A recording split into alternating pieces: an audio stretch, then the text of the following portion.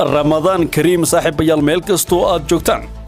واسغالي tobanka bisha afraad sanadka 2022 qodobada ugu waaweyn warkeenana waxa kamid ah madaxweyne Farmaajo oo ka dhoofay Muqdisho xilli xiisad culus ay ka taagan tahay halkuu aaday muxuu yahay ujeedka ka dambeeya safarkiisa xog ku saabsan warkeena ayaad ku daawan doontaan banaanbax xoogana waxa uu ka dhacay xaafadda Shirkole gaari uu la socday talihii hore ee hay'adda nabad sugidda oo lagu rasaasay Muqdisho maxay tahay lacagta ay siday diyaaradda Nairobi ka timid ee lagu qabtay Muqdisho safaaradda UK ee Soomaaliya oo beenisay war uu faafiyay xafiiska ra'iisul wasaaraha madaxii shabaab ee qaraxyada gobolka Shabeellaha Dhexe oo howlgal lagu qaarijiyay Farmaajo oo lagu tilmaamay inuu ku dayanayo madaxweynaha Eritrea Asias Afwerki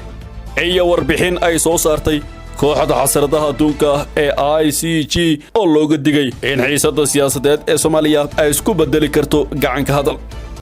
intaasi saaxiibayaal waxay ahaayeen qodobada ugu doorka roon warka channelka haddii aad ku cusubtahay channelkan ku soo biiro subscribe sar muuqaalka la sar qaybta hoose commentiga inaga la wadaag aragtidaada share gareeyo la wadaag saaxiibada kuma hadsanid inaad ka mid tahay saaxiibada dhawey channelkan haatan warkii oo fidsan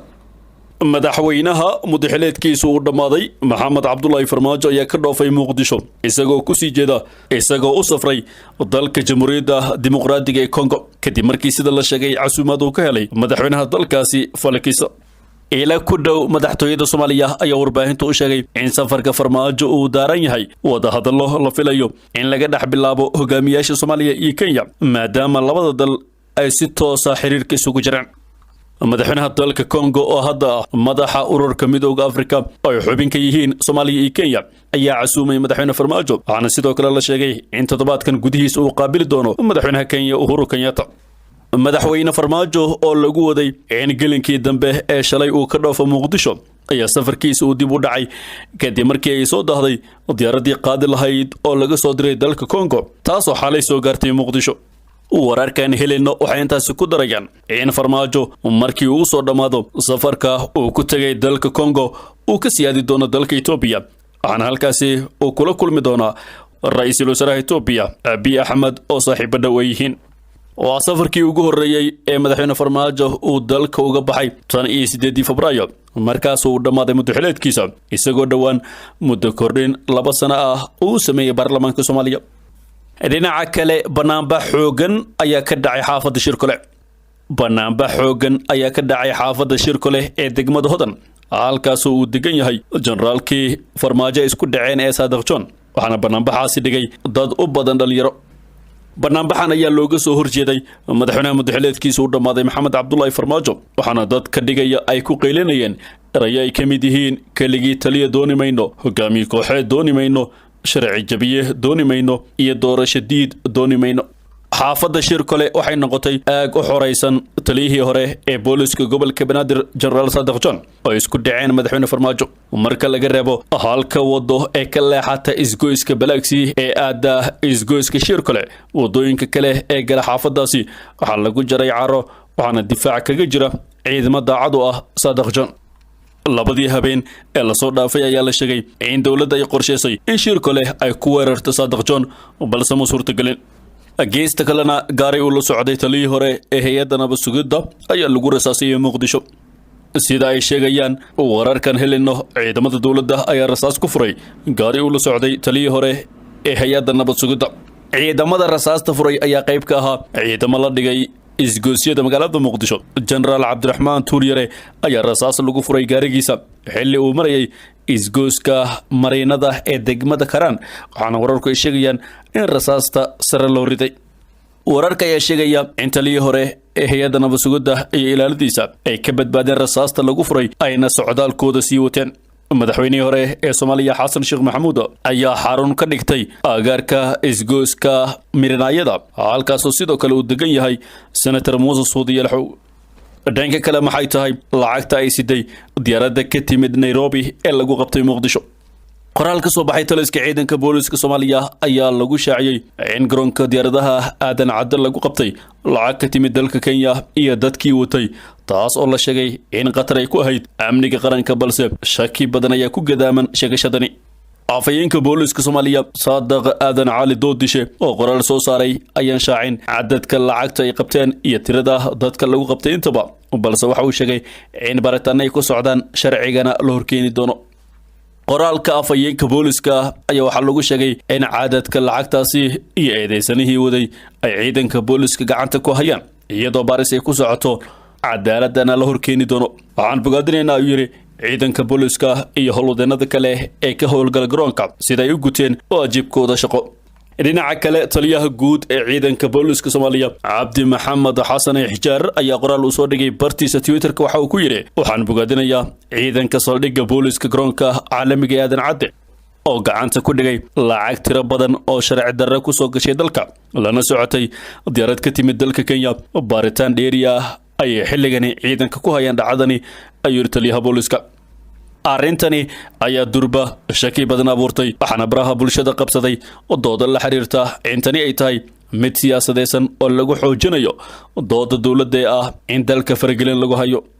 waxaa sidoo kale tuhunka sii dheereynaysa iyadoo aan la soo bandhigin wax macluumaad oo la xiriira lacagtaas sida cadadka lacagta diyaaradda lagu keenay dadka la sheegay in lagu qabtay cidda loo waday iyo cidda soo dhiibtay toona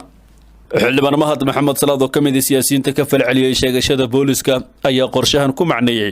mid indhaha dadka looga jeedinayo safar uu sheegay in farmaajo uu ku tagay Itoobiya isagoo su'aal ka keenay sababta ka dambeysa in xilligan farmaajo uu u safro Itoobiya dhinaca kale safarada UK ee Soomaaliya ayaa beenisay war uu faafiyay xafiiska ra'iisul wasaaraha danjiraha UK ee Soomaaliya Kate Foster ayaa iska fogeysay warar ay xukuumadda xilgaarsiinta ka faafisay kulan ay la qaadatay si hayaha ra'iisul wasaare ku xigeenka dalka Mahdi Maxamed Guuleed afayeenka xukuumadda Maxamed Ibrahim Macalimu ayaa qoraal uu ka baahiyay kulankii Kate Foster iyo Mahdi Guuleed waxa uu ku sheegay in lagu wada hadlay xoojinta iskaashiga labada dhinac gaar ahaan dhaqaalaha iyo amniga daqiiqada kadib danjiraha UK ayaa ka falcelisay hadalkaasi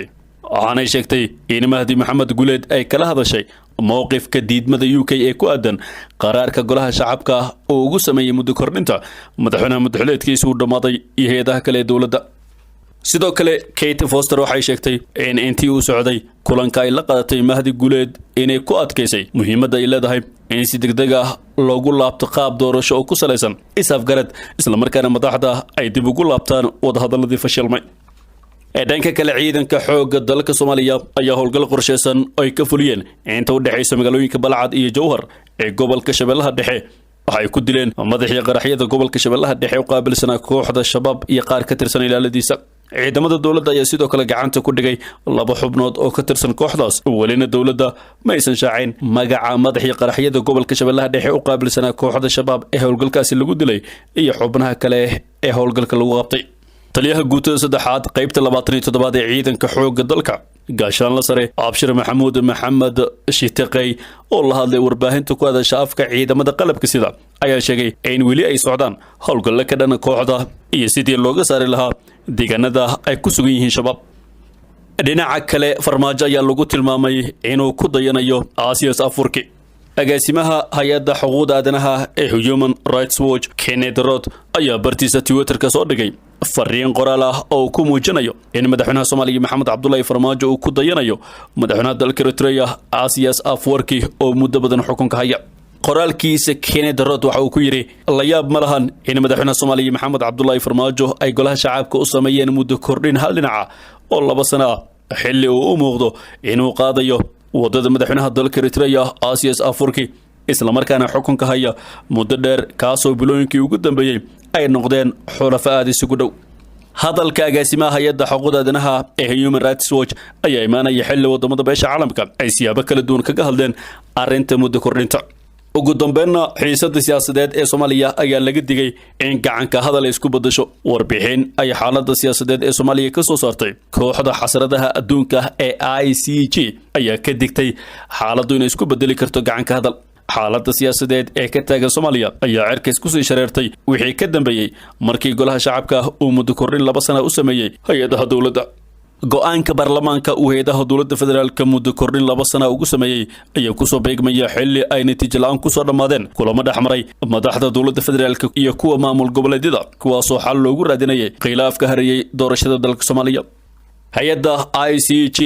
waxay sheegtay in dalka Soomaaliya ay ka taagneyd xasarad siyaasadeed uu haatan galay wajigii ugu halista badnaa kadib markii baarlamaanka Soomaaliya 12 Abriil ay meel mariyeen go'aan ah in dalka doorasho qof iyo cod ah ay ka dhacdo muddo 2 sano gudahood taasoo madaxweyne Maxamed Cabdullaahi Farmaajo u suurtagelinaysa inuu 2 sano dambe xilka sii hayo.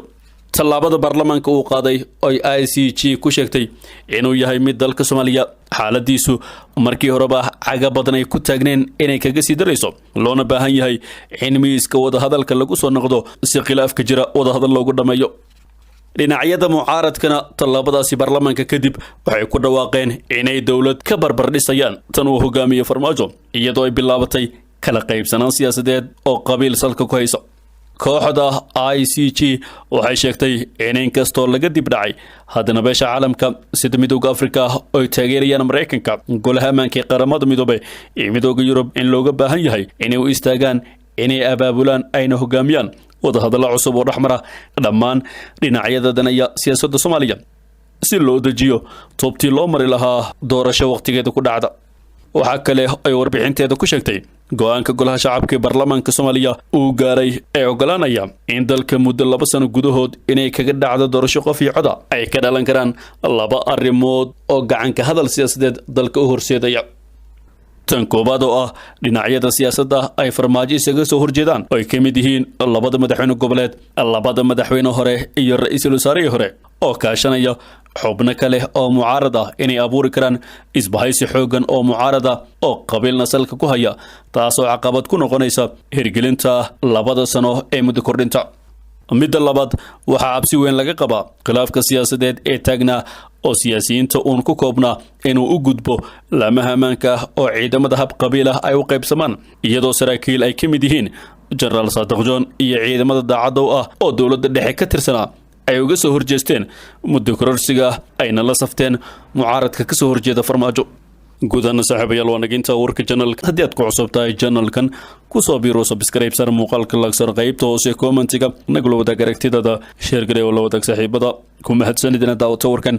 midka xiga intaan ku kulmi doono nabadgelyo.